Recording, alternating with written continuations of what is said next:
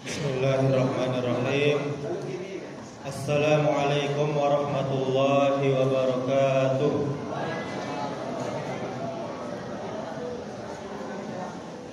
Alhamdulillah hamdan katsiran thayyiban mubarakan fih kama yuhibbu rabbuna wa yarda.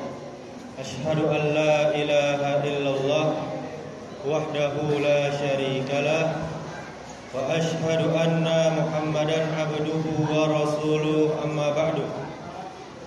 Alhamdulillah, kembali kita bersyukur kepada Allah Subhanahu wa taala atas nikmat sehat, nikmat iman, nikmat Islam, sehingga pada malam ini sudah malam berapa Pak Bu? Malam ke 15. Ya. Kita masih diberikan kesempatan oleh Allah untuk beribadah, menghidupkan Ramadan, menghidupkan malam-malamnya dengan beribadah kepada Allah Subhanahu wa taala. Kemudian salawat beserta salam semoga selalu tercurahkan untuk junjungan kita, suri tauladan kita sampai hari kiamat, yakni Nabi Muhammad sallallahu alaihi wa ala alihi wa sahbihi wasallam, dengan mengucapkan Allahumma sholli ala Muhammad wa ala ali Muhammad. Mudah-mudahan salawat kita bersambung kepada keluarga Nabi, kepada para sahabat Nabi, dan juga kepada umatnya yang setia mengikuti sunnahnya sampai hari kiamat. Bapak Ibu jamaah salat Isya dan tarawih yang dimuliakan Allah Subhanahu wa taala. Pada malam hari yang berbahagia ini, judul tausiah kita adalah akidah dan praktek klinik di lapangan atau di tengah masyarakat. Kita ulangi, akidah dan praktek klinik di tengah masyarakat. Klinik ya, klinik bukan klinik. Apa bedanya?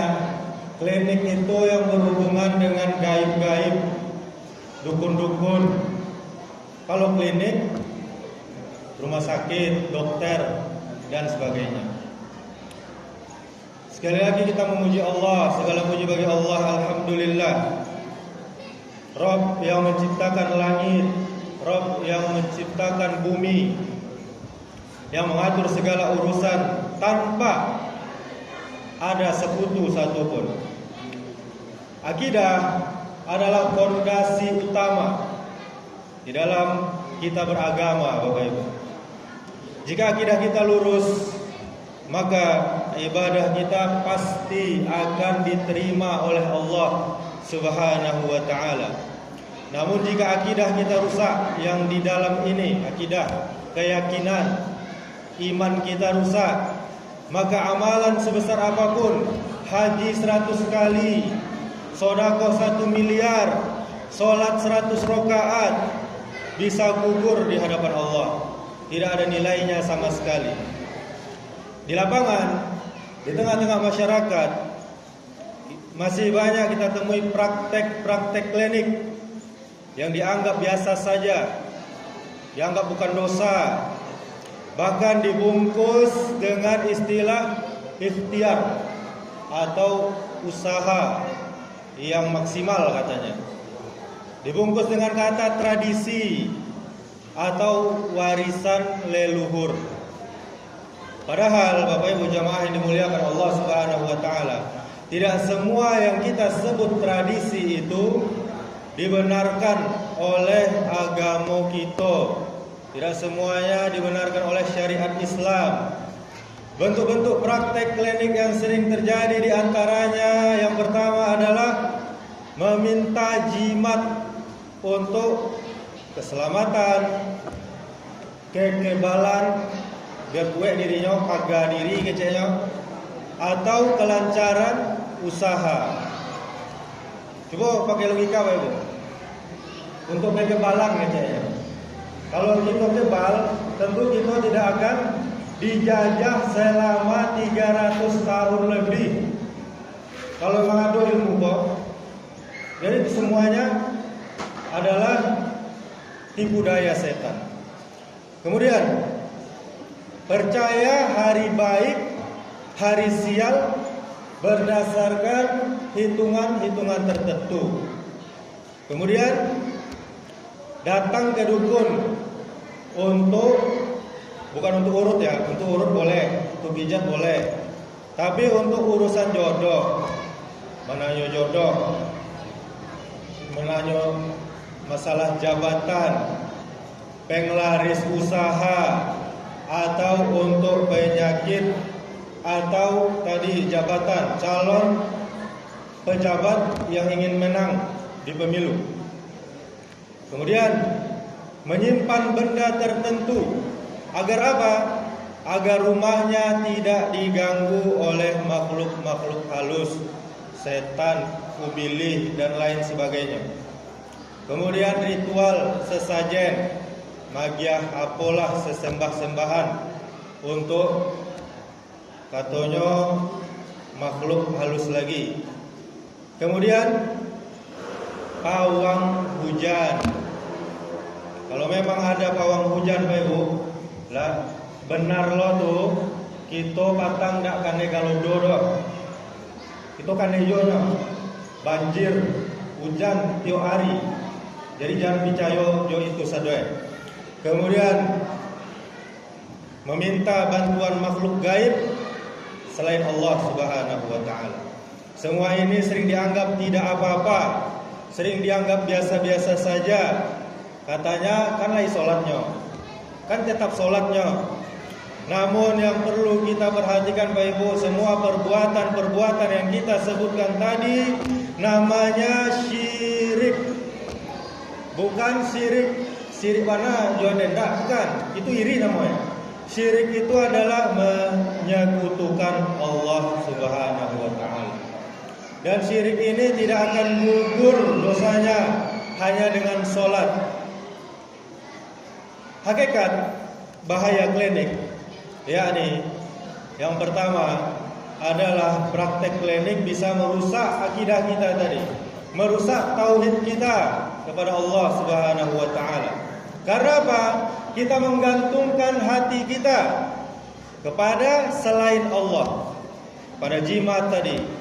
Ada orang pakai merantau pakai jimat, tidak percaya dirinya. Kalau tidak pakai jimat, nah itulah membuat hati bergantung kepada selain Allah. Kemudian akan meyakini adanya kekuatan selain Allah Subhanahu wa taala yang bisa memberi manfaat dan menolak bahaya untuknya. Kemudian membuka pintu kerjasama dengan jin dan syaitan. Padahal Allah Subhanahu wa taala berfirman, "Wa annal masajida lillahi fala tad'u ma'allahi ahada." Dan sesungguhnya masjid-masjid itu milik Allah. Maka janganlah kalian berdoa kepada siapapun selain Allah. Berdoa hanya kepada Allah Subhanahu wa taala. Ini surah Al-Jin ayat 18. Dan juga Rasulullah sallallahu alaihi wasallam pernah bersabda, siapa saja yang datang kepada dukun atau peramal, kalau peramal cuaca apa? Peramal cuaca, selagi kita meyakini itu dengan ilmu dia, maksudnya dengan sains, pengetahuan, itu insya Allah tidak mengapa. Tetapi beda loh dengan ilmu selain itu. Jadi kata Nabi, barang siapa yang mendatangi dukun atau peramal lalu membenarkan ucapannya, yolo ya, batu emang, maka apa kata Nabi, sungguh dia telah kufur, telah kafir terhadap apa yang diturunkan kepada Muhammad sallallahu alaihi wasallam. Kalau kufur syahadat kalian. Hadis riwayat Ahmad. Ini bukan dosa ringan Bapak, tidak sepele loh. Dosa besar. Ini dosa yang paling Allah benci. Mengapa praktek klinik harus masih bertahan sampai saat ini? Apa alasannya Bapak? Alasannya yakni masyarakatnya masih lemah, imannya, masih lemah akidahnya, masih kurang belajar bahwasanya itu diharamkan oleh agama. Kemudian apalagi alasannya? Takut miskin. Takut miskin. Kemudian takut gagal. Kemudian takut sakit. Kemudian apalagi alasan lainnya? Ingin jalan pintas tanpa tawakal, tanpa berserah diri kepada Allah Subhanahu wa taala. Kemudian apalagi? Ini yang paling sangat mendukung, lingkungan yang membiasakan kesyirikan tersebut. Ratu-ratu lah mode itu, udah banyak bebuek mode itu. Kemudian mereka yang melakukan ini tidak paham bahwa doa adalah senjata orang-orang yang beriman. Padahal Allah Subhanahu wa taala berfirman, wa iyyamsaskallahu bidurrin fala kashifa lahu illa hu. Jika Allah menimpakan kepadamu suatu mudarat, suatu bahaya, tidak ada yang bisa menghilangkan kecuali Dia, hanya Allah Subhanahu wa taala. Surah Al-An'am ayat 17. Bapak Ibu jamaah salat Isya dan tarawih yang dimuliakan oleh Allah Subhanahu wa taala. Agama kita agama yang mulia, Islam, tidak menolak ikhtiar. Apapun usaha kita boleh, tapi Islam hanya menolak syirik, Bapak Ibu. Berang Allah, berang bana Allah. Islam, agama kita yang mulia ini membolehkan berobat ke dokter, ke tabib, dan orang-orang yang ahli. Kemudian menggunakan sebab yang nyata, masuk akal. Sebabnya itu nyata. Kemudian menggunakan ruqyah syar'iyah. Ruqyah, baca-bacaan ayat-ayat Allah, ayat kursi, Al-Ikhlas, Al-Falaq, An-Nas, Al-Fatihah, dan doa-doa ruqyah lainnya. Dan ruqyah ini Bapak Ibu, jangan katakan ruqyah itu buliah sadonya, enggak. Ada ruqyah syariah, ada ruqyah syirkiyah. Syirkiyah tadi ruqyah tapi bersekutu juga syaitan atau iblis. Kemudian apalagi ikhtiar yang dibolehkan dalam Islam, yakni berdoa. Kenapa kita enggak mendahulukan doa? Kenapa harus habis dulu dokter 10 baru kita berdoa? Berdoa dulu baru kita ke dokter. Kemudian dengan zikir, banyak zikir-zikir untuk pengobatan. Bismillahilladzi la yadurru ma'asmihi syai'un fil ardi wala fis sama'i wa huwas samiul alim. Banyak. A'udzu bikalimatillahi tammati min syarri ma khalaq. Kemudian dengan salat pun bisa menjadi obat kita. Dengan air Zam-Zam bisa menjadi obat untuk kita. Dengan kurma bisa menjadi obat untuk kita. Dan dengan sedekah. Sedekah banyak riwayat-riwayat para salafus saleh yang tadinya mandul bisa punya anak. Yang tadinya sakit bertahun-tahun bisa sembuh. Yang tadinya dia pengangguran, sedekah dapat pekerjaan. Namun agama kita Islam yang mulia ini menutup rapat-rapat tadi jimat, tak mulia sama sekali. Kemudian mantra, kemudian ritual gaib untuk memuliakan jin-jin tadi. Kemudian perantara jin. Rasul kita sallallahu alaihi wasallam pernah mengatakan, man allaqa tamimah faqad asyraka. Barang siapa yang menggantungkan jimat di badannya, di lehernya, di tangannya, di rumahnya, maka sungguh ia telah berbuat kesyirikan. Ini kata Nabi sallallahu alaihi wasallam di dalam hadis riwayat Imam Ahmad. Apa tugas kita Bapak Ibu jamaah yang dimuliakan Allah Subhanahu wa taala? Sebagai umat Nabi yang beriman, sebagai umat Islam, tugas kita adalah bukan hanya menjauhi, tapi apa? Tapi mengedukasi masyarakat kita dengan hikmah, dengan lemah lembut, dengan santun, dengan adab yang mulia. Kemudian menjelaskan tauhid dengan kesabaran. Tugas kita berapa kali, Pak Ibu? Tugas kita hanya sekali. Disampaikan kepada orang sekali sudah cukup. Kedua, ketiga, keempat itu sunnah jadi ya.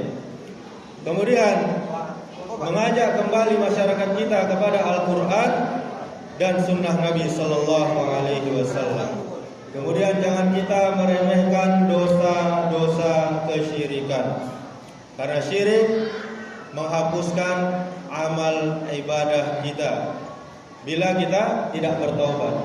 Dan pelaku syirik, Bapak Ibu, dipastikan jika dia tidak bertaubat sampai matinya, sampai meninggal dunia, dipastikan dia akan masuk ke dalam neraka. Nauzubillah, summa nauzubillah. Bapak Ibu jamaah yang dimuliakan Allah Subhanahu wa taala.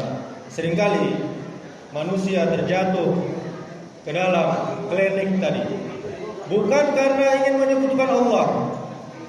Nyo ada niat menyekutukan Allah, ada niat berbuat syirik, tetapi karena hatinya sangat lemah ketika dia diuji suatu ujian.